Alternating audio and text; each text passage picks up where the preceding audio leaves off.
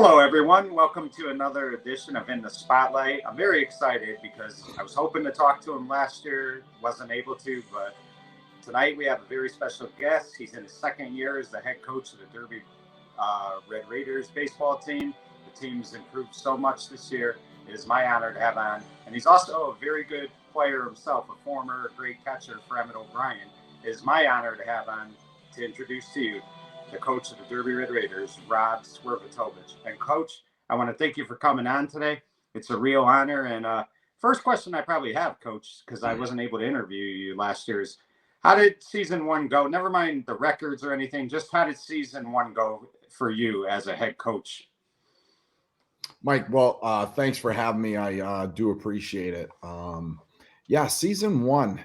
I mean, it's almost like when you're getting a new job, or even when you're going to a new team as a player, and then you come as a coach, it's always going to have its ups and downs, right? So literally, I want to say maybe 2 weeks prior to the season is when I came on board. And, those players last year, everybody was, obviously wanting to win. Nobody wants to lose. And to come in on a, right away and we have to start. I mean, it was hard for everybody. It was hard for the kids. It was hard for me. But I mean, we made it through the season. Obviously 1-19 doesn't look good at all, but we made it through. Right. And Coach, I think what helped last year as well is you did have some returning players from past teams. I know Bryce Cotter, Jake Cook, also Jeff Polis, obviously, I believe Jimmy Silkoff. So, I mean, you had some returning players who had some varsity experience. And I'm sure those guys helped out in the leadership capacity as well. Yeah, 100%. And it was also tough because when you talk about varsity time, we had those are the first group of kids that had the COVID year.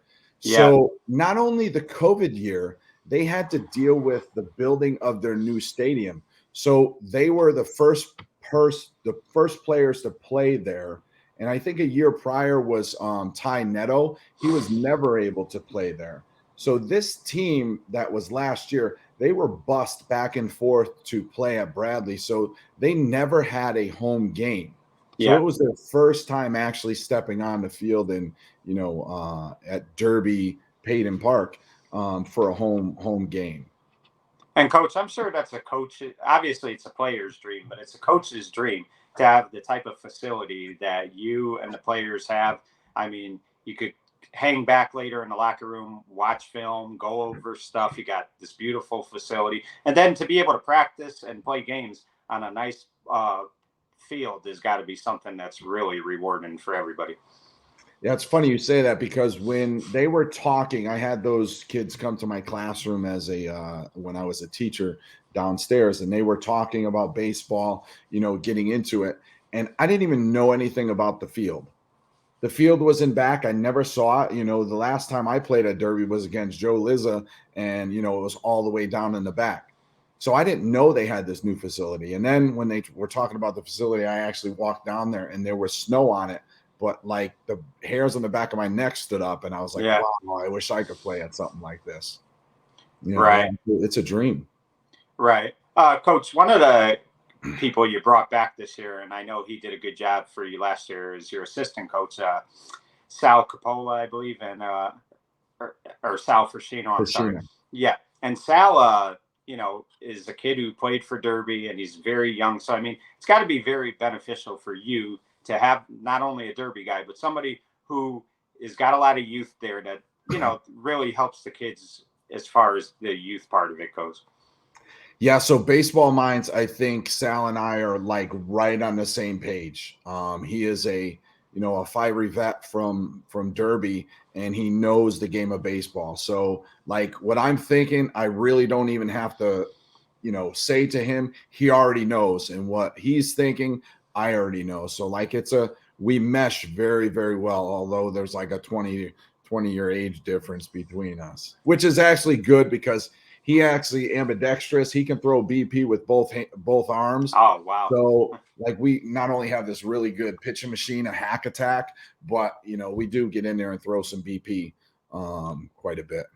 Right. And now, were you able to add any coaches this year? I mean, I know last year you had Steve Riley. He, of course, left this year. But were you able to add any coaches for this year's team?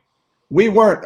Actually, we weren't really, looking to add anybody. I mean, Steve, unfortunately didn't come back. He gave us a bunch of knowledge that he had. But Sal and I we've been around the baseball field before, and unfortunately, we don't have a lot of numbers, but fortunately, less is more. So we get to spend a lot of one-on-one time with, the group of kids we have. Usually he grabs the outfielders or he grabs the infielders, and I do vice versa, either in the cage or on the field. And, it's working.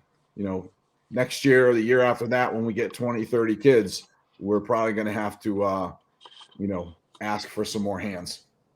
Right. And Coach, one of the important things, obviously, in any baseball, softball, basketball, whatever it is the feeder programs. Those are very important. And I know that you have spent a great deal of time trying to scout out the little league, stuff like that, see what you got coming up. But how important do you think it is to have a strong feeder program year in and year out? I think the feeder program makes your program thrive. It allows kids to graduate and you get more. We do have a competitive school up above on the hill, Emmett O'Brien, which the trades are always going to be there. They're always going to, want to go to that, that school. But I think winning will bring back some people. Obviously, one win last year. We've tripled that this year, and we have still 9 games left. And all the things that Sal and I are doing right now, he has a batting cage right across the river. Kids go there. And then we also do clinics. We do probably 2 to 3 each year. Right. So those are actually, it's good that we're doing them. I enjoy doing them. The last one we did, we had 20 kids, and we actually took 3 extra. So it was 23. The sad thing is we have, a handful of kids that are coming to the clinics that are going to Emmett O'Brien that say I'm enrolled in EOB. It's my alma mater, but I'm a coach at Derby High School. So we got kids from Derby just going to Emmett, which, obviously is disappointing. Right. And Coach, let me ask you, I know years ago, football, obviously Emmett and Derby co-opt. I mean, has there ever been talk about ever going back to a co-op, or is that something that's just never been discussed? I really don't think Derby can. We have enough numbers. Do we have enough numbers to be competitive with, St. Paul that probably, goes out to dinner with people and say, hey, come to St. Paul. We got a great, school, or somebody like Holy Cross. I don't know if we're going to be able to compete with them, but I do know, and I was talking to the boys the other day, if we get 2s and 3s each year, we're going to compete in the NVL. We're going to compete for the NVL championship. Unfortunately, St. Paul has got kids, they hit the ball 400 foot every single time they swing. Yeah. And that's going on 25 years too. I mean, Bristol's always had. We can only hope that maybe the state goes to something different where, all these private schools, it's cool that they put together these powerhouse teams. It's awesome. It's what we watch on TV. It's what we watch, going through college.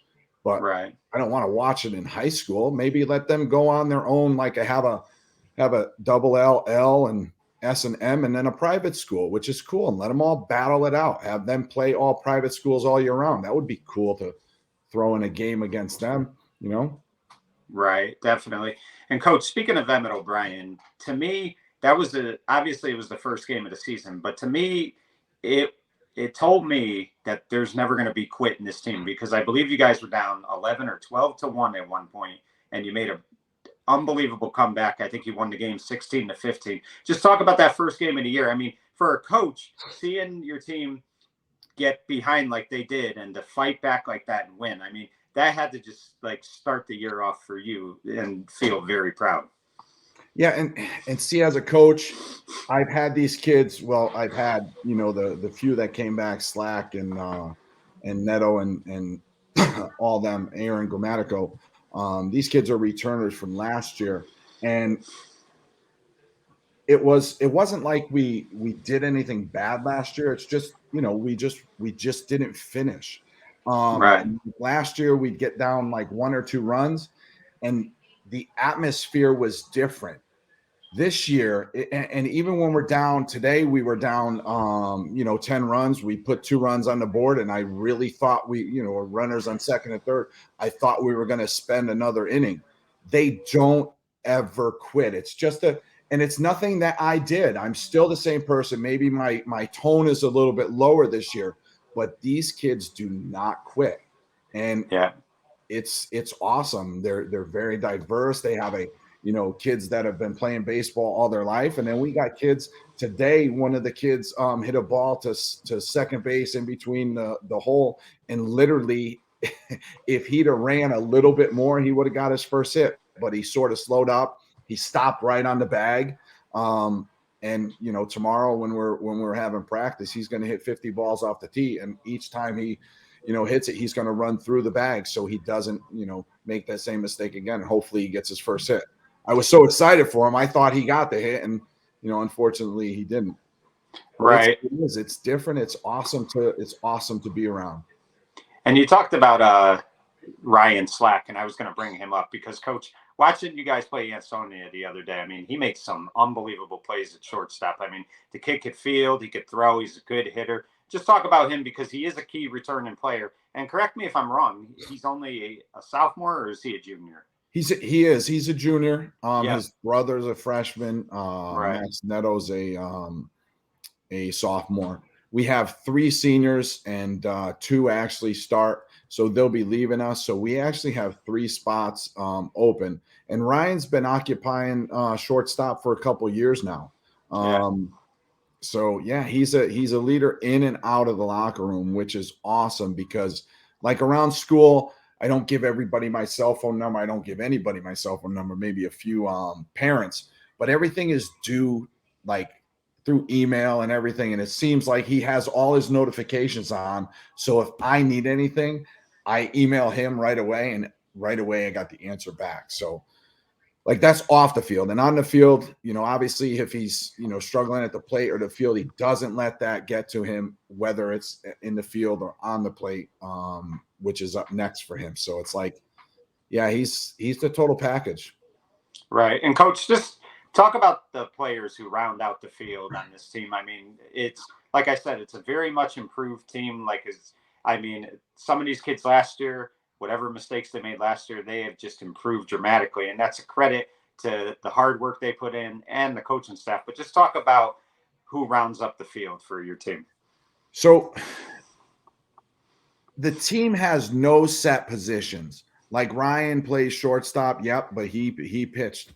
He pitched against St. Paul. We had actually a good game plan that was maybe far-fetched, but I said, look, we're going to throw an ephus pitch and try and get them off their, get them on their front foot and see if we can make them pop up. They only hit like 4 or 5 balls really hard, and we were making it happen. Unfortunately, we just didn't make enough plays to keep the game going.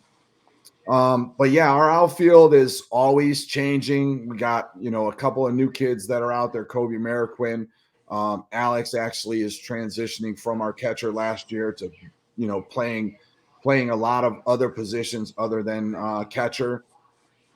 Michael Slack, we actually are transitioning him to third base a little bit, just because we want to change it up and see some other things. This way, we call him Momo, but Jovantes Ortiz, he comes.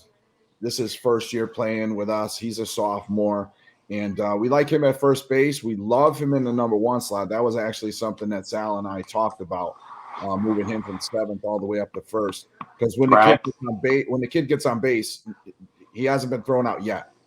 He steals bases. It's 1st to 3rd, and he scores a lot of runs for us. And then we got our seniors, Tyler Talberg. He actually is picking up a lot of the catching duties, and then Aaron Grammatico and Nick Lombard. So yeah, it's a pretty well-rounded team, but we need to get some more numbers. And I think doing, like we said earlier, doing all these camps and clinics and things of that nature is going to help us.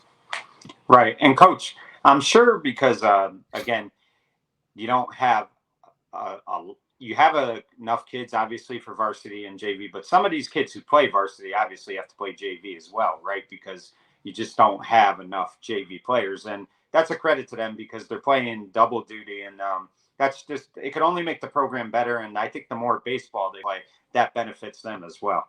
Yeah, it's cool that you say that, because the thing is, with the Derby middle school kids, and even with middle school kids around Connecticut, what is their aspirations? They want to go play the highest baseball they can. Even when they go during the summer, a 13 or 14-year-old kid is going to want to play 16U, is going to want to play 15U. The good thing about Derby is we have spots on that baseball field that aren't taken up. Like I said, we're losing three starters for the varsity team. Guess what? We have to replace them. So if a kid is going to Emmett O'Brien and going to be playing JV baseball, hey, you want to play at the next level after high school, Derby's a great place to go. We might not win 20 games like a powerhouse team, but we are going to play those powerhouse teams. We are going to play those kids that transfer like from a Cheshire Academy and throw 93 miles an hour. We're going to face them. It might only be 5 innings, but we're going to face them. So you're coming in as a freshman, as 13, 14 years old. You're playing against this kid, 18, 19 years old, that's going to be pitching in college soon. Right. And That's coach, a great opportunity for him. And then what better opportunity but to play in a $20 million stadium? Yeah, exactly. You have your own locker. Like, right. We're going to put names on lockers here soon. You're going to have your own personal locker. And coach, let me ask you, realistically, there's a shot to make this tournament. I think you need 4 more wins, which it's not impossible to do. I mean, the kids are getting better every game. They're improving. So, I mean, is that the goal right now, is to get into that tournament? So you have to weather the storm. We had 2 games with Woodland. We had a game with St. Paul. We're beat up pretty bad. But one thing we do have is we got a home stretch coming up, and we got games with other teams that are either equal with wins at us or don't have as many wins as us, which is a good thing because it's going to boost their confidence going into Friday against Wilby and then into Monday against Gilbert. We don't have the luxury of having a powerhouse pitcher like Ansonia, Brendan Palmer. We've seen him. This is in 3 games I've coached. We've seen him every single time. The kid is solid. And, I hope we see him again. This way we can, hopefully beat him. But we throw everybody we have. We're putting together 4 to 5 pitchers in a game to try and edge something out. And that's all we're going to be doing. We're going to take it one day at a time. And like you said, who knows, maybe 6 games, 7 games will get us in the tournament. And that is the goal. Right. And coach, like I said, I mean, you talked about those powerhouse teams. They definitely are powerhouses, but like anything else, I mean, the kids have held their own in some of these games. I mean, they may have lost, but again, like I said, they didn't quit. Even in Saturday's game, it was the last inning. You guys were down 10-0, and these kids were trying to put on a run to get that game to go to 7 innings. They weren't going to quit. And that's got to be, like I said before to you, it's got to make you feel good as a coach. And I mean, it seems like that this group is a family. And I felt like last year's group was as well. I just think last year's group, what hurt them is that COVID year. They really lost that experience, which unfortunately, that was a bad break for all of them. It was. And like you said, COVID hit, and those are returning players, but some of them weren't returning varsity players. And the thing is, with like 9th graders coming into a varsity program, you're going to have that learning curve. It might take you a year, but you're at least seeing that pitching for 4 years. I say powerhouse team. Listen, I enjoyed watching St. Paul come down and play. I love it. Ryan Daniels actually went to Bill Holowati's camp and my son was in that camp with him. Ryan was a little bit younger than Shane, but he played up with the bigger kids. So I've been watching Ryan for a while. So yeah, it's awesome to see those kids play. Right. And Coach, let me ask you this, because this is something I've noticed as well with your group of kids. It seems like you guys work a lot on the fundamentals, and sometimes, you have to prepare for a game, but you can't lose sight of those fundamentals. And that's something I could see. And what I noticed the other day was when one of the kids made a tough error, you took them aside, you talked to them and just told them, make sure you have your foot in the right position, stuff like that. So, I mean, it seems like to me that you never lose sight of what's important. And because without the fundamentals, the team isn't going to improve at all. So in the beginning of the year, when you talk about co-op, and I don't think Derby would ever do this, but we had like 6 or 7 kids that played baseball ever since they were little. Then we had 6 or 7 kids that played baseball for the first time either last year or this year. So we have to go with the fundamentals. Everything has to be by the numbers. And when something is done wrong, I take that as a coachable moment and tell it to them right then and there. Last year, obviously, I might have been a little boisterous. I was a little bit louder than this year. And, with the help of, obviously my players and also my family here at home, I toned it down a ton. And, I'm getting a better response this year, I think, too. But like the kids do, there's no quit in these boys. Right, exactly. And Coach, you've also coached a little basketball. I noticed you were the JV coach, I believe, this year. Just talk about that, because I mean, people don't realize too. I think you travel quite a distance to get to Derby High every day. So you must have long days all the time. But obviously, the passion and the love for the kids and for the school and the sports programs is what drives you, because you are here all the time. Yeah. So when I first started in Derby High School, I started as a business teacher, and I was like, I love to drive home. I love to drive to work, because anything that happened bad, either place, I would have that, wind down time. So literally working in Derby does not feel like work. It does not feel like a job.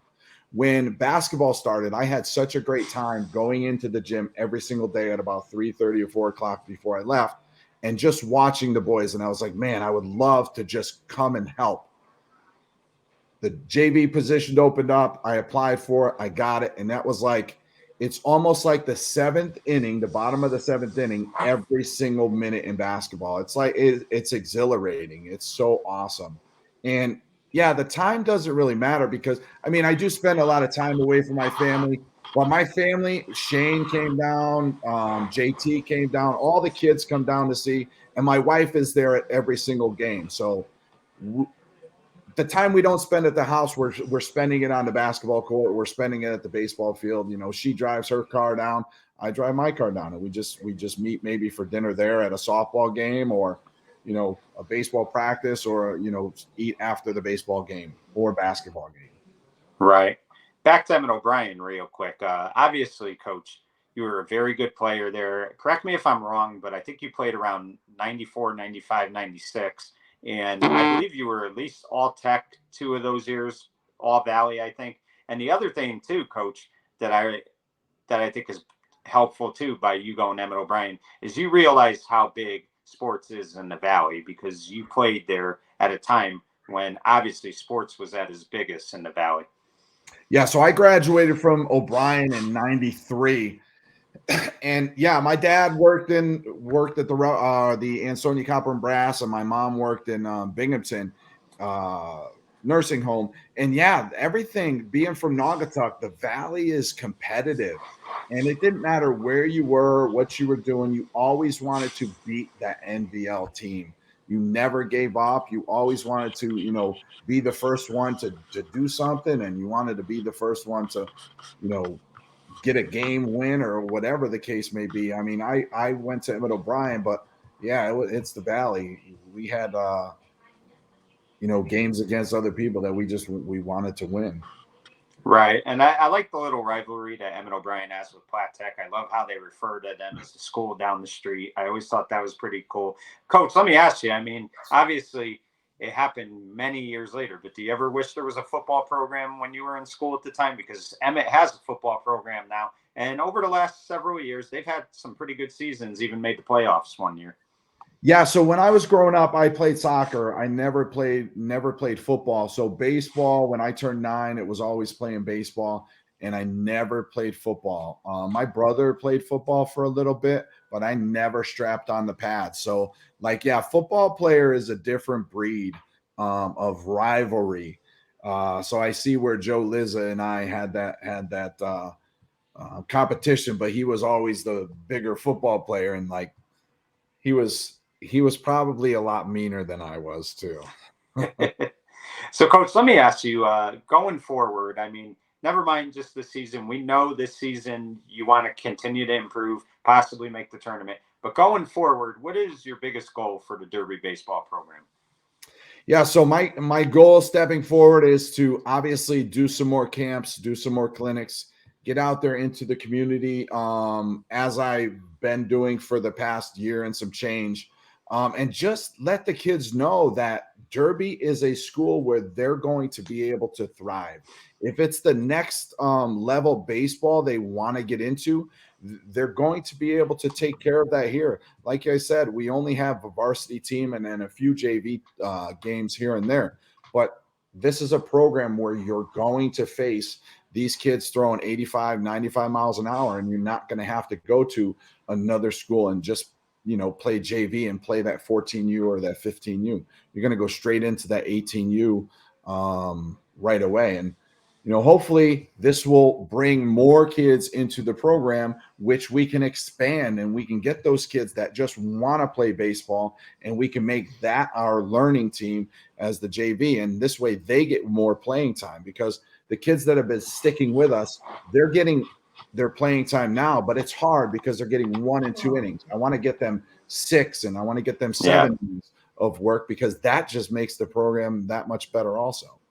Absolutely. So, real quick before we go, who you talked about the home stretch that's coming up? Who are some of the teams that we could look forward to Derby playing during this home stretch?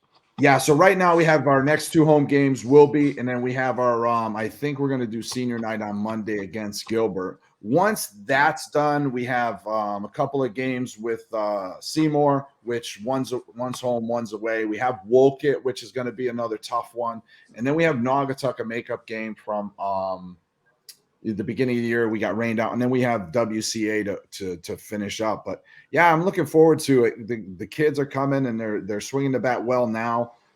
Just not putting anything across the plate, but hopefully we get these balls to fall in and see what happens. Well, Coach, I appreciate you giving me a few minutes today. I really do. And again, I wish you the best of luck. And I really, like I said the other day, watching that game, I know you guys lost the game, but I just liked what I saw out there. These kids play hard.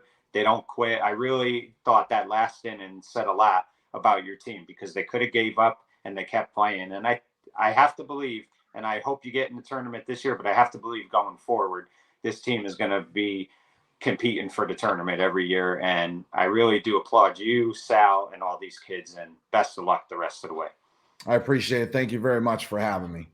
Thank you, Coach. And that was Coach Rob Swierbitowicz. I'll get it right eventually. And folks, go out, see these games, because him and his coaches are doing a great job. These players play so hard, and we're really going to be rooting for them the rest of the way. And go Derby baseball. For In the Spotlight, I'm Mike Kenichi saying good night, everyone.